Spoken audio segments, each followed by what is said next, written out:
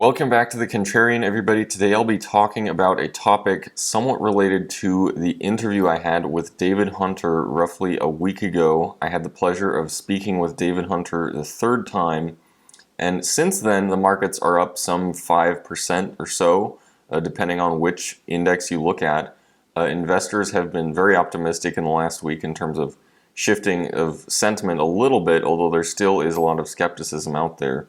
There is a lot of liquidity out on the sidelines. I think it's shown that just seeing the types of moves, especially the Nasdaq has had on the heels of the Fed skipping a rate hike. Essentially, not they haven't said they're pausing, but they said they're skipping, and then they say they might do a couple more later in the year. But investors are even looking past that, essentially calling the Fed's bluff on the whole thing.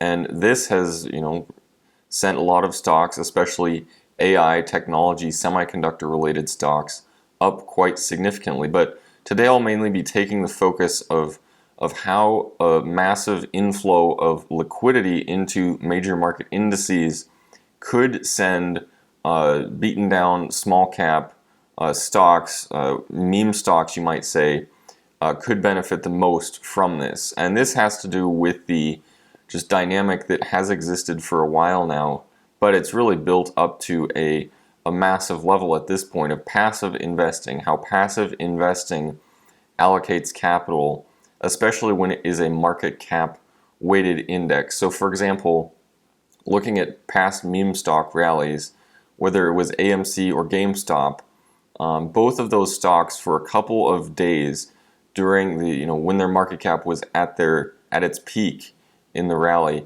both of these stocks became the number one stock in the Russell 2000.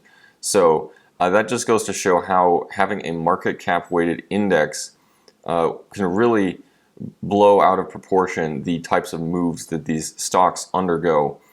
Yes, a lot of it had to do, most of it probably had to do with retail buying, of short covering, things like that. But also you can't ignore the dynamic that was existing of passive funds essentially being just forced to automatically buy into meme stocks, investors unknowingly buying into these stocks. And so a lot of what I believe will do very well in a melt-up type scenario, should that play out as David Hunter expects, should it turn into a final blow-off top as he has been saying, you could see a lot of these very small cap stocks suddenly really take off.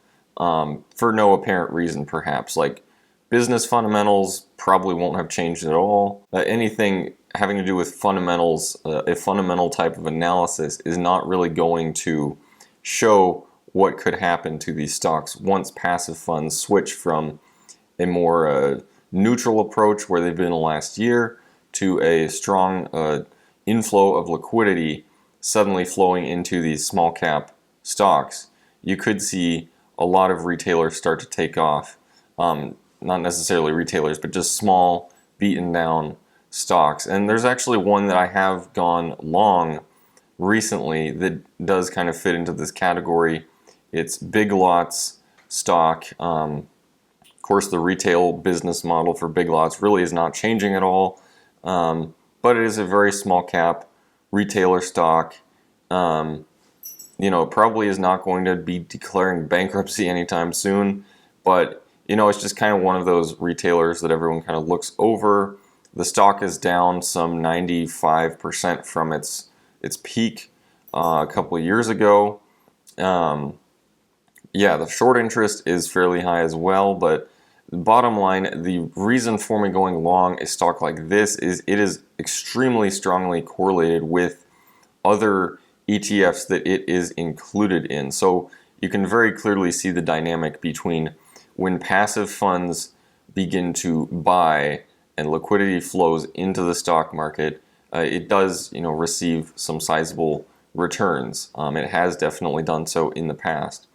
And then when you see outflows and more neutral investor sentiment out there in the market, you do see stocks like this go down significantly as well. So I'm not providing any sort of financial advice with this video. This is definitely a smaller position. Obviously, buying Big Lots stock, it is not based off of a business fundamentals type of perspective. It's more so looking at the macro environment where the liquidity could be going in the entire stock market out there. And it is maybe definitely going to be a more risky type of investment that I have. So for that reason, it is a small position.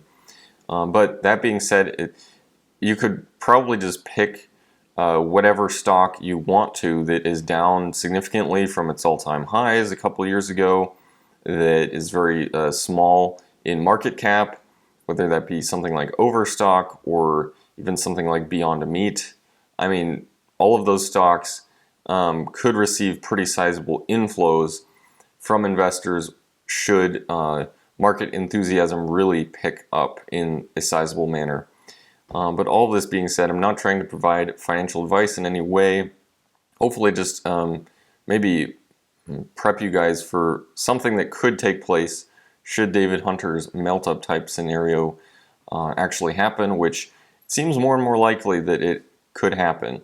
There's still an amazing amount of skepticism out there, but I think with all of this, we will have to really wait and see what the Fed does. If they're really quick to react to a melt up, say if the stock market starts getting above its all-time highs and then the Fed comes out and says, okay, now we need to hike, maybe it could put some brakes on David Hunter's melt up, but yeah, we will have to really wait and see what happens with all of that. But all of this being said, let me know what you think about this down in the comment section below. Love to hear your thoughts about all of this, and hope to see all of you again at some point.